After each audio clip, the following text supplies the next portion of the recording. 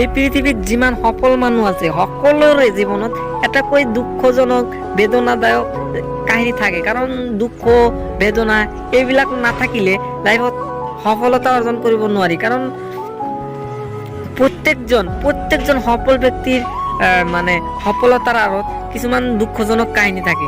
এই দুঃখজনক কাহিনীৰ কাৰণেই সেই ব্যক্তিজনে সফল হ'ব পাৰে। সেইকাৰণে আপোনাৰ লাইফত কষ্ট আহিছে তো কষ্টক অবজাৰ্ভ কৰক। কষ্ট আহিছে, আপুনি ভাঙি নাযাব। মানুহ এজন তেতিয়া হাৰে যেতিয়া সি এইটো ভাবে যে মই এইটো কৰিব নোৱাৰিম। মানুহ এজন তেতিয়া নাহাৰে যেতিয়া তেওঁ এটা বস্তু কৰিবলৈ যায় সেইটো কৰিব নোৱাৰে, তেতিয়া নাহাৰে। যেতিয়া তেওঁৰ নিজৰ মনৰ লগত হাৰি যায় ন, তেতিয়াহে মানুহজন আচলতে হাৰি যায়। সেইকাৰণে নিজৰ মনৰ লগত প্ৰথমত জিতিব লাগিব। যিমানে কষ্ট হওক, ভাবক কি কষ্টৰ পিছতে সুখ আছে, এই কথাটোতো জানে ন।